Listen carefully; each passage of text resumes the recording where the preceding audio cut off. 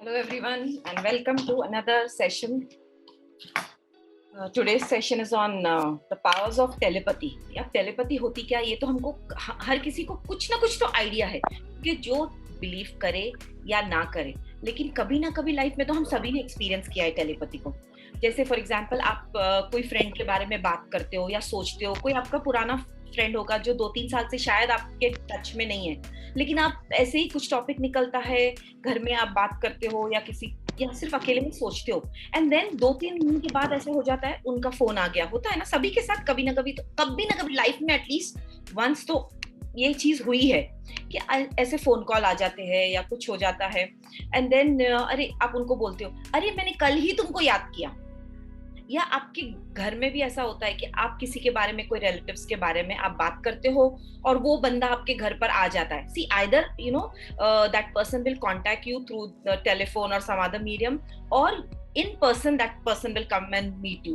तो ये होता कैसा है? होता सभी के साथ है, कोई डिनाई नहीं कर सकता इसके साथ, लेकिन इसके पीछे हमको साइंस नहीं पता है क्या है, तो हमको लगता है पता नहीं ये पॉसिबल है या नहीं है, या this is just a coincidence. हम छोड़ देते हैं ना उसको बहुत बार ऐसे सोच के कोइंसिडेंस, लेकिन it is not a coincidence, this is telepathy. तो अब हम और डिटेल में देखेंगे कि क्यों होता है, कैसे होता है, how we can use it. See इसका टाइटल का नाम, इस सेशन का नाम क्या है? Power of telepathy. तो when you understand that this has got power, तो इस पावर को आप अपने बेनिफिट के लिए और सभी के बेनिफिट के लिए कैसे यूज कर सकते हो, ये सीखना है. लेकिन before explaining all these things, let me make it very clear, इसको कोई भी गलत चीज के लिए नहीं यूज करना है, क्योंकि ये अगेन यूनिवर्सल पावर है. ये अगेन वो नेचुरल फ्लो में जो चीजें आती है उससे रिलेटेड है. तो ये ऐसी चीजों को जब भी आप कुछ गलत इस्तेमाल करते हो तो इसका आपको बहुत बड़ा फटका पड़ सकता है. सम काइंड ऑफ लॉस जो आप, जिसकी भरपाई आप कभी नहीं कर पाओगे. तो प्लीज इसको गलत चीजों के लिए नहीं यूज करना है. इसको हमको बहुत प्योरिटी से यूज करना है. हमको एकदम प्योर सोल बन के हमारे बेनिफिट के लिए प्लस सबके बेनिफिट के लिए. इसमें कभी भी ऐसा ना हो कि हम सोचे मेरा फायदा हो और वो सामने वाले का नुकसान हो. वो चीजों के लिए मैं ये यूज कर रहा हूँ, नहीं. इसलिए इसको कहते हैं कि इसको स्पेक्युलेटिव एक्टिविटीज के लिए आप मत यूज करो. जैसे हॉर्स रेस है, लॉटरी विनिंग है, जहां पर एक बंदा जीतता है, दूसरे लोग हारते हैं. इस टाइप की चीजों के लिए इसको नहीं यूज करना है. आपको इसको ऐसी चीजों के लिए यूज करना है जहां पर it is win win situation for both the parties, जहां आपका भी फायदा हो रहा है, लोगों का भी फायदा हो रहा है. I give you example. जैसे आपके पास जॉब नहीं है, ओके, तो आप इंटरव्यू के लिए जाते हो, तो आपको लगता है कि ये जॉब मुझे मिलना चाहिए. जब आपके पास जॉब ही नहीं है तो ठीक है, आपको लगेगा कोई भी जॉब मिले. लेकिन अगर आपके हाथ में जॉब है तो आपको ऐसे ऑर्गेनाइजेशन की तलाश रहती है कि जहां पर आपको ऐसा जॉब मिले कि आप में जो कैपेबिलिटीज है वो उसके लिए मोस्ट सुटेबल रहे, वो ऑर्गेनाइजेशन, राइट? तो आपको ये सोच लानी है. तो अगर आप ऐसा जॉब देख रहे हो कि अभी तो मेरे पास पैसे ही नहीं है घर चलाने, इसलिए मुझे जॉब चाहिए, तो वहां पर आपको ये टेलीपैथी नहीं यूज करना है. Okay, because there you are becoming selfish. मतलब ऑर्गेनाइजेशन का कुछ भी हो, मुझे तो जॉब मिलना चाहिए, तो ऐसी जगह पे नहीं यूज करना है. लेकिन आप ऐसे इंटेंशन से जा रहे हो कि ये ऑर्गेनाइजेशन में आई am the most suitable person, क्योंकि आपको भी पता रहता है ना कंपनी का प्रोफाइल, ऑर्गेनाइजेशन का प्रोफाइल, और आपको पता रहता है if I am in this organisation I can take this organisation ahead. जब आपको ये श्योरिटी है कि मैं यहाँ रहने से मुझे तो फायदा होगा, because I will be paid very well, पर ऑर्गेनाइजेशन को भी बहुत फायदा होने वाला है, तो यहाँ क्या हो गया? विन विन सिचुएशन हो गया. दोनों को फायदा होने वाला, ऑर्गेनाइजेशन को भी और आपको भी. मतलब दो राइट चीजें एक जगह जुड़ के आ रही है. तो ऐसी जगह पे आप टेलीपैथी यूज कर सकते हो. तो जब हम ये टेलीपैथी की बात करें तो telepathy is based on the principle of transfer of thoughts. ठीक है, तो सबसे पहले before starting the session, let me make it very clear कि this is not for those people who believe only in visible things. जैसे हमको ये किताब दिख रही है, ये लैपटॉप दिख रहा है, ये बॉटल दिख रही है, ये जो दिखाई देता है यही एग्जिस्ट होता है, इसके अलावा दुनिया ही नहीं है ना? बहुत लोग ऐसे भी मानते हैं. Most of the people don't, but है कुछ लोग हैं जो ऐसा मानते हैं. बट देखो, अगर हम फिजिकल और नॉन फिजिकल की बात करें तो ये फिजिकल वर्ल्ड जो है, दिस इज ओनली 10% और even less than 10%, and non physical is more than 90%. तो फिजिकल नॉन फिजिकल बोलो या विजिबल इनविजिबल बोलो, हम ये विजिबल वर्ल्ड में रह रहे, जहाँ मुझे लोग दिखाई देते हैं, जहाँ मुझे ये घर दिखाई दे रहा है, मुझे कर्टन दिखाई दे रहा है, ये सीलिंग दिखाई दे रही है, फैन दिखाई दे रहा है, ये सब है, लेकिन इनविजिबल चीजें भी है ना, क्योंकि आपको तो नहीं पता है कि आप इस दुनिया में आए कहाँ से और यहाँ से कहाँ जाने वाले हो, नहीं पता है ना, मतलब वो दुनिया इससे ज्यादा बड़ी है। तो जो लोग इसमें बिलीव करते हैं वो ही आगे कंटिन्यू करिए।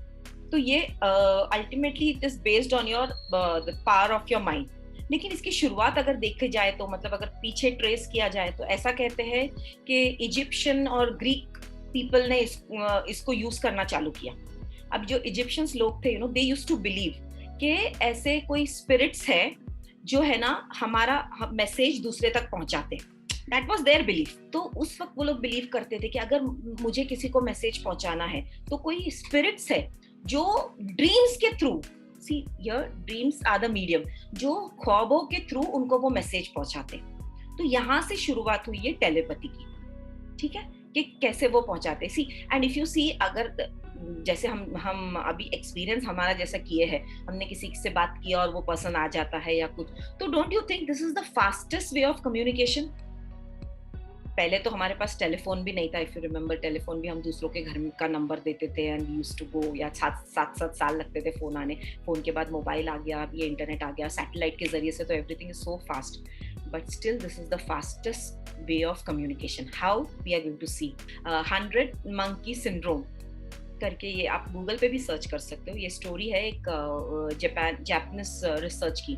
जापान में ये कोजिमा आइलैंड करके एक जापान में है, जहां पर कुछ रिसर्च करने के लिए मंकीज को एक आइलैंड पे छोड़ दिया गया।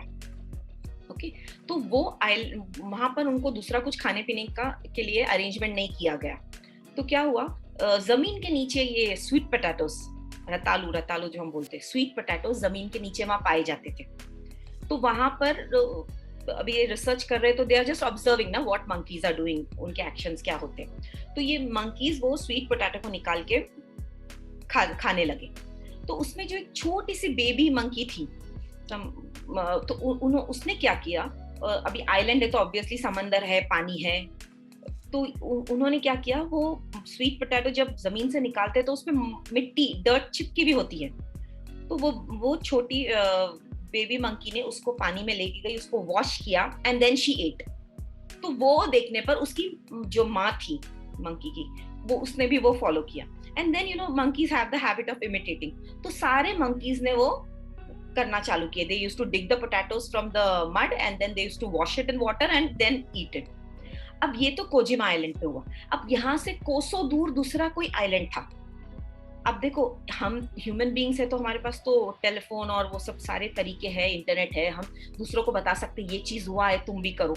मंकीज के पास तो ऐसा कोई जरिया नहीं है। लेकिन वो कोसों दूर जो आइलैंड था, वहां पर पाया गया कि वहां भी जो मंकीज थे वो सेम पैटर्न फॉलो करने लगे। मतलब they used to dig that sweet potatoes from the ground and wash it in water, उसका डर्ट अलग करते थे and then they used to eat. तो ये कैसे हुआ?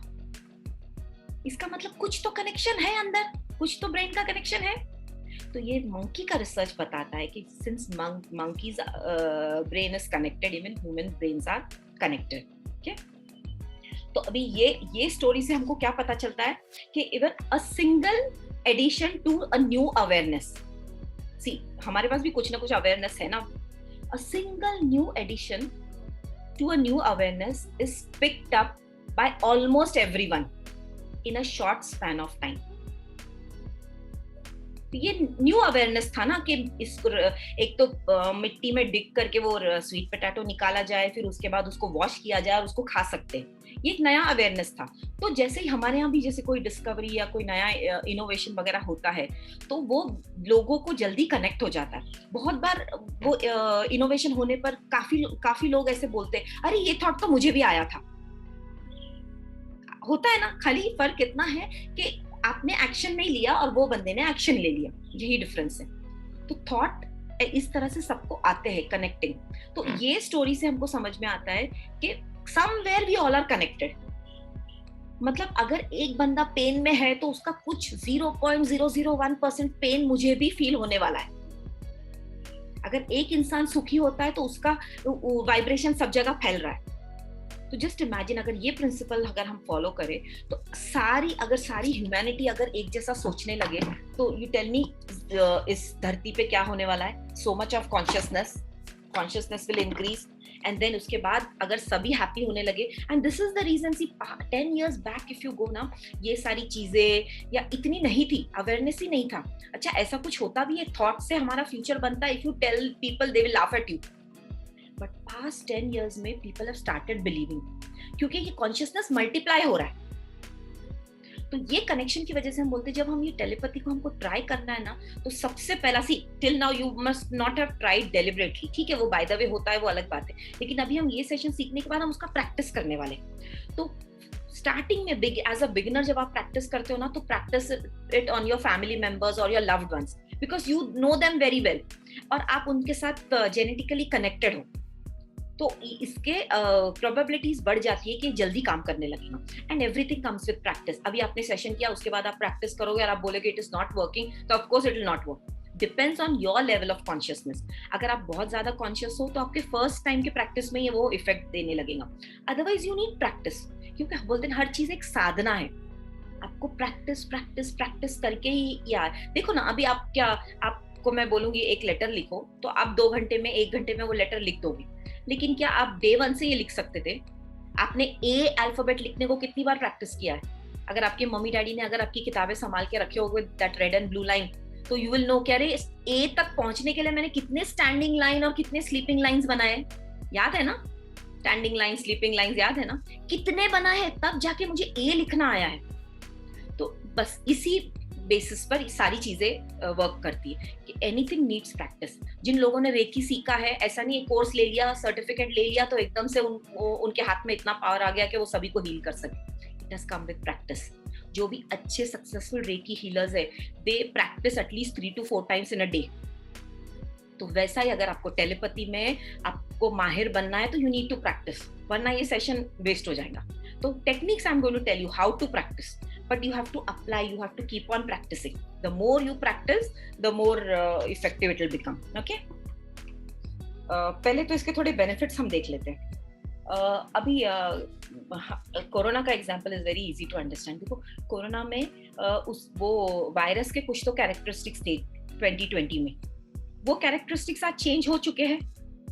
देख रहे हैं ना, delta plus and all those things. I don't know much about it because I am not a student of science and I don't listen to news, लेकिन मुझे जितना भी पता है, इसका मतलब क्या है, वायरस पर इंसानों ने कुछ तो इलाज किया, ढूंढ के निकाला, तो वायरस ने अपने आप को चेंज कर दिया। See I am just talking in a layman's language, मुझे साइंस का ज्यादा कुछ समझता नहीं है। तो उसने अपने आप को चेंज कर दिया, तो क्या वो सेम वायरस है जिस पे इलाज हुआ और उसने चेंज किया? नहीं ना, उसका ब्रीड है ना। इसका मतलब वो वायरस भी कनेक्टेड है। और जब हम हर्ड इम्यूनिटी की बात कर रहे हैं, खास करके इंडिया में, तो you know people in the news you must have heard कि धारावी में तो Dharavi so much prone to such diseases because वहाँ इतने कम एरिया में इतने सारे लोग रहते हैं, बोलते हैं ना स्लम एरिया ऑफ एशिया। तो धारावी में तो कितना जल्दी फैलना चाहिए था, बट क्या हो गया, न्यूज में बताया कि वहां पर हर्ड इम्यूनिटी हो गई। तो वो कैसे हुई? तो somewhere this is being proved that we all are connected. तो ये प्रिंसिपल पे टेलीपैथी बेस्ड है। अगर आप ये प्रिंसिपल बिलीव करते हो तो इसको आप आगे यूज कर सकते हो। ओके, तो हम सब कनेक्टेड है, तो अब इसका हम फायदा कैसा लें? ओके, फायदा मतलब अगेन खुद का फायदा नहीं, विन विन, और वो बोलते हैं ना सार्वजनिक फायदा, जहाँ you know people unanimously everyone मतलब दुनिया में जितने भी लोग हैं सबका मैं भला चाहती हूँ, वो थॉट से। अच्छा, अभी इसका अगर हम ये अच्छा जो 90s वगैरह में थे जो लोग, उन्होंने वो 100 डेज मूवी देखा होगा माधुरी दीक्षित की, रिमेम्बर? किसी को याद है यहाँ? 100 डेज करके एक मूवी थी, नहीं हो तो आप लोग थोड़ा ढूंढ के देख लीजिए, वेरी ब्यूटीफुल मूवी। उसमें भी वो पूर्वाभास करके बोलते हैं, तो उसमें भी उसको जो होने वाली चीजें है ना, वो उसको पता चल जाती थी, जिसको इंट्यूशन पावर बोलो। See telepathy is also somewhere connected to that only, but खाली इसमें प्रॉब्लम क्या था कि वो नेगेटिव चीजें बताती थी। तो बहुत लोगों को ऐसी टेलीपैथी होती है। बहुत जन आपने देखा होगा, देखो किसी कोई मर जाता है तो लोग बोलते हैं हाँ मुझे 2 दिनों से बहुत बेचैनी हो रही थी, I was feeling very uncomfortable. सुना है ना ये सभी ने, नॉर्मल मतलब मैयत पे ये बात आपने सुना होगा, कोई एक न दो एक कैरेक्टर ऐसे बात करते ही है। तो ये क्या है ना, मतलब your shift is towards negative thing. तो you have to tell God कि give me the power of telepathy, but give me the power for positive things only, positive events. That you have to make it very clear to the universe. तो ये एक rule आप याद रखिए. Telepathy आप develop तो कर लोगे, लेकिन देखो अगर नेगेटिव इंसिडेंट्स के लिए होता है तो आप बेचैन हो जाओगे. मतलब जो चीज कल होने वाली है उसकी परेशानी आप आज से ओढ़ लोगे. हमको वो नहीं चाहिए. तो use it only for positive events and circumstances. तो आपको ये क्लियरली बोलना है. और just best to make your mind clear, just write it down. I have developed telepathy powers in 2021 for all positive people, events and circumstances. Write it down. Very good affirmation. अच्छा, अब इसको कोई लोग सी there are different modalities, अलग अलग तरीके से सिखाया जाता है. कोई इसको सोल टू सोल कम्युनिकेशन भी बोलते हैं. मतलब wherein your soul is connecting to the other person's soul. क्योंकि सबका एक कोर बीइंग है ना. जब मैं बोलती हूँ मैं सदफ हूँ, तो मैं ये फुल बॉडी मतलब मैं सदफ हूँ, लेकिन अंदर एक डॉट, एक पॉइंट है which is my actual being, that integral part, that is my core being. तो ये कोर बीइंग को हम सोल बोलो या व्हाटएवर, या लाइफ एसेंस बोलो, जो भी नाम से आप बोलो. See don't go on the terminology और वो नोमेनक्लेचर पे मत जाओ. लेकिन कुछ तो ऐसा है जो हमेशा रहने वाला है. ये सदफ मर भी जाती है तो भी वो चीज जिंदा रहने वाली है. तो वो हम सबके कनेक्टेड है. तो इसलिए वो कोई लोग इसको सोल टू सोल कम्युनिकेशन बोलते हैं. कोई इसको थर्ड आई भी बोलते हैं कि थर्ड आई से आप कहीं कनेक्ट हो जाते हो. So different names are there, but anyway it is one and the same कि आप नॉन फिजिकल वर्ल्ड में कहीं तो कनेक्ट हो रहे हैं. Okay, some kind of cord, that silver cord बोलते हैं ना, हमारी सिल्वर कॉर्ड कनेक्टेड है. जब हम रात को सो जाते हैं तो हम वो सिल्वर कॉर्ड से कनेक्टेड रहते. That core being, it travels in the space. वो चला जाता है हमको छोड़ के. मतलब बॉडी हमारी जगह पे रहती है, लेकिन that core being goes away and that time it connects with other people. तो सेकंड टिप में आप ये लिख लीजिए कि टेलीपैथी करने का right time is just before sleeping. Okay, तो क्योंकि आप सो रहे हो, आपको पता है अभी ये सिल्वर कॉर्ड, बट खाली difference between death and sleep is वो सिल्वर कॉर्ड डेथ में कट हो जाता है और नींद में वो कनेक्टेड रहता है. ठीक है, सिल्वर कॉर्ड मतलब it's like a light, ray of light, that's all. तो वो कनेक्टेड रहता है. जब वो कट हो जाता है तो डेथ हो जाती है. तो इसलिए night time is the best time. Third tip में आप लिखिए राइटिंग इट डाउन. क्योंकि आपको जो भी टेलीपैथी करना है ना, तो आपको आपका वो स्टेटमेंट फ्रेम किया हुआ रेडी होना चाहिए. जिसके भी साथ करना है वो टेलीपैथी, जैसे एग्जांपल सी अभी आपने देखा, आप आपके एरिया में कोई एक रेस्टोरेंट है, बहुत अच्छी चलती है, आपको पता है, लेकिन आप में कुछ ऐसी खासियत है कि आपको पता है अगर मैं इस रेस्टोरेंट में काम करूंगा तो इसका टर्नओवर डबल हो जाएगा. ठीक है, आपको ये थॉट आया, आप अपने एरिया से गुजर रहे थे और आपको ये थॉट आया, अरे ये रेस्टोरेंट तो बहुत अच्छी चलती है और इतनी गर्दी रहती है कि लोग बाहर खड़े रहते हैं, लेकिन मेरे पास तो ऐसे आइडियाज है, इसका मैं बाजू में एक ब्रांच डाल सकता हूँ, सामने डाल सकता हूँ, उसके लिए मैं लोन फैसिलिटीज ढूंढ सकता हूँ. ऐसे आपके पास आइडियाज है. तो आपको लगता है कि I am the right person to run this restaurant. तो आप क्या करते हो, आपने सोचा कि मैं इसके मालिक के पास जाता हूँ और मैं बात करता हूँ कि मुझे तुम इस काम पे रख दो यहाँ पर. ठीक है, I will become the employ and I will see to it that your turnover becomes double in 1 year. तो ये आपको श्योरिटी है अंदर से. लेकिन फिर आपको थॉट क्या आता है, बिकॉज हम लोग तो पास्ट कंडीशनिंग से जीते ना, वो क्यों तैयार होगा, उसको तो अभी रिक्वायरमेंट ही नहीं है स्टाफ का, वो मुझे क्यों लेगा. सेकेंड थॉट आता है, अरे डायरेक्ट मैं वॉक इन कैसे करूँ, क्योंकि वो ईगो है ना, मैं वॉक इन कर रहा हूँ तो मतलब मुझे जरूरत है. तो वो आपको रुका देता है कि मैं क्यों जाके करूँ. होता है ना ये सारी चीजें. तो ऐसी जगह पे आप टेलीपैथी यूज कर सकते हो, क्योंकि इसमें दोनों विन विन सिचुएशन है. दोनों क्या, तीनों. इनफैक्ट आप उसका बिजनेस बढ़ाओगे, आपको भी फायदा होगा, प्लस लोगों को भी फायदा होगा ना, जो लोग आ रहे हैं बाहर वेटिंग में है उनका भी फायदा होगा. तो ये सभी का फायदा हो रहा है. तो ऐसी जगह पे आप टेलीपैथी यूज कर सकते हो. तो इसके लिए आपको पहला तो डिसाइड करके रखना है कि वो ओनर के साथ मुझे टेलीपैथी करना है. And if you can get an image और something, that's very nice. Suppose आप वहाँ वो every time it is not possible, क्योंकि आप जैसे इंटरव्यू में जा रहे हो तो आपको पता नहीं है कौन आपका इंटरव्यू लेने वाला है. लेकिन वेर एवर पॉसिबल आप ये टिप में लिख दो कि you take image of that person. Okay, तो आप अभी ये रेस्टोरेंट के एग्जांपल से हम समझते हैं. तो ये रेस्टोरेंट का ओनर तो आपको पता है, क्योंकि आपके एरिया का है, आप जाते आते हो. और अगर आप उनके कोई किसी से इंटरेक्ट करके उसका नाम जान सकते हो तो वो और बेटर है. नहीं जान सकते तो भी इट्स ओके. ठीक है, तो आपका बेसिक तैयारी हो चुकी है कि आपको उसका नाम लेना है, फोटो अगर है तो फोटो लेना है, और सेंटेंस फ्रेम करना। आप सेंटेंस कैसे फ्रेम करोगे? इस केस में आप सबसे पहला तो थोड़ा अप्रिसिएशन वाले सेंटेंस डालोगे कि मिस्टर, लेट्स टेक एक नाम हम अज्यूम कर लेते हैं, Rakesh. Okay, yes, hello mister Rakesh, that will be your starting. Hello, Mr. Rakesh. You are a very successful businessman. I have seen your restaurant running very successfully. पहले उसकी appreciation। देखो, हम जब किसी की भी तारीफ करते हैं ना, हमारा खुद का वाइब्रेशन एलिवेट हो जाता है, राइट? तो इसलिए हमको वो पहला वो फेज में आना है। तो इसलिए वो सेंटेंसेस पहले हेलो, हाय, हेलो, जो भी उसको ग्रीट करना है, उसके बाद पहला एक दो सेंटेंस उसकी तारीफ करनी है। एंड देन आपको अपना इंटेंशन बताना है कि I have seen your restaurant running very successfully, but I want it to reach new heights. Okay, for that I am ready to put my heart and soul into it. So please, appoint me as an employee, as a manager, whatever designation you want. You write that. And last में again I'll be very grateful. Yeah, thank you 3 बार ऐसा. Okay, so whatever you want. अगर आपको उसमें salary add करना, आप salary भी add कर लो। जैसे because my intention is to make your turnover double, and whatever I am earning now, my income is also double. Or you can give specific figure, वो भी चलेगा, कि for which you are paying me 1 lakh rupees every month. जो भी आपको specifically चाहिए ना, पहला sentence frame कर लो। Right talent, right employees, right customers. You can use it for everything, anything. Even you can use it for good relationship. अगर आपको लगता है कि हस्बैंड वाइफ में प्रॉब्लम है, या भाई बहन में आजकल देखते हो आप, प्रॉपर्टी की वजह से भाई बहन सालों से बात नहीं करते, 10 सालों से, तो you can use it there also. But वहां पर आप थोड़ा ना, see, first I am telling you appreciation ना, 2 सेंटेंसेस, वहां पर आप फॉरगिवनेस का भी एक सेंटेंस ऐड कर लो। जैसे आपका अगर स्पाउस के लिए यूज करें, if you are using it for your loved ones, brother, sister, spouse, तो वहां पर आप फॉरगिवनेस का भी एक सेंटेंस ऐड करो, बिकॉज टेलीपैथी से वो कनेक्ट हो रहा है ना वहां पर, तो उसको वो मैसेज जा रहा है कि yes, you are in that forgiveness mode. And कुछ नहीं समझता तो बेस्ट अपना वो 4 mantras, I am sorry, please forgive me, thank you, I love you, दिल से, इमोशन से 5 सेंसेस डाल के बोलना है। Okay, I am sorry, please forgive me, thank you, I love you.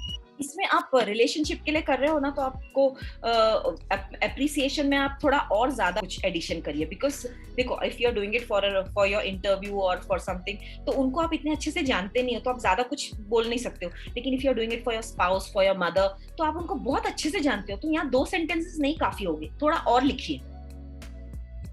जैसे मम्मी के लिए कर रहे हो, तो मम्मी ने हमको 9 महीना पेट में रखा, हमको पाला, हमारी परवरिश की, ब्रिंग दैट। इसका अल्टीमेट पर्पस क्या है कि आपको वो इमोशंस लाना है, जब भी तो आप हाई वाइब्रेशन में जाओगे ना, वो फीलिंग आने तक के। And mother is the person कि जिसके लिए जल्दी से ये चीजें आ जाती है, स्पाउस ऑल्सो। अब ये आपका ग्राउंड प्रिपरेशन हो गया, मतलब आपने उसका पिक ले लिया या वो सेंटेंसेस फ्रेम कर लिया, आपको क्या चाहिए उसकी क्लैरिटी आ गई, एवरीथिंग। तो रात को आपको करना क्या है, आपका सब प्रेयर वगैरह हो गया, अभी आप सोने जा रहे हो, तो यू कैन जस्ट, जैसे हम लोग प्रोसेस करते हैं या मेडिटेशन करते हैं, उस तरह से आप वो सिटिंग पोजीशन में आ जाइए, कीपिंग योर बैक स्ट्रेट, थोड़ा आंखें बंद करिए, वो इमेज देख लीजिए, and then you close your eyes, और लंबी सांसें लीजिए, 3 या 5, जो भी आपको लगता है डीप लेवल तक जाने के लिए आपको वो लगती है। Then do invocation. You should always, we are powerless, you remember that. You have to take power from the divine. So always ask the divine for help. Okay, and your intentions are very clear and very pure, so of course divine is going to help you. जब आपका intention वहां कुछ रहेगा ना, ये लड़की के माँ बाप तैयार नहीं है, फिर भी मुझे इससे शादी करनी है, ऐसे वो मैलिफाइड इंटेंशन रहता है ना, तभी ये सब प्रॉब्लम होता है। अगर आपके इंटेंशंस प्योर है, आसानी से ये चीज हो जाएंगी। तो आपको अपने मन को काम करना है through breathing, 3 to 5 times long breath, then invocation करना है, and then you bring that image in front of your eyes, क्योंकि आप इमेज देख के मोबाइल में या whatever इमेज देखने के बाद आपने आईज क्लोज किया है, तो वो इमेज इमीडिएटली आ जाएगा आपके मेंटल आंखों पे, और वो इमेज देखने के बाद आप अप्रिसिएशन शुरू करो। तो अप्रिसिएशन से क्या हो रहा है, आपका एक बॉन्डिंग बन रहा है, दोनों का एक कनेक्शन डेवलप हो रहा है, and then you look directly into the person's eye. ठीक है, उनकी आंखों, मतलब वो मेंटल आंखों से ही आप देख रहे हो, आंखें बंद करके आप देख रहे हो कि आप अपनी आंखों से उनकी आंखों में डायरेक्ट देख रहे हो। देखो, आंखों में डायरेक्टली देखने से ना actually you connect to the soul. तो आप उनकी आंखों में देख रहे हो, then you read out your sentence. Read out मतलब एकदम वर्ड टू वर्ड नहीं, आपने 1, 2, 3 बार अगर वो सेंटेंस लिख दिया और रीड कर दिया तो आपको याद हो जाएगा। तो आप अपनी लैंग्वेज में कैसे आप उसको बोल दीजिए।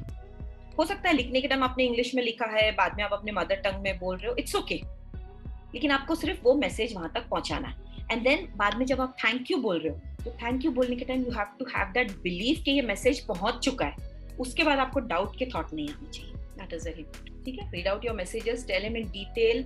हो सकता है आपने सिर्फ 4-5 सेंटेंसेस लिखा होगा, लेकिन जब आप ये टेलीपैथी की प्रैक्टिस कर रहे हो तो उसमें आप और एडिशनल 1-2 सेंटेंस या आप ऐड कर सकते हो जो उस वक्त आपके मन में आते हैं, कि so that you know it proves कि मैं बहुत कुछ आपके लिए करना चाहता हूँ, या मैं आपसे फॉरगिवनेस मांगना चाहता हूँ। इसी you can use it for forgiveness also ना।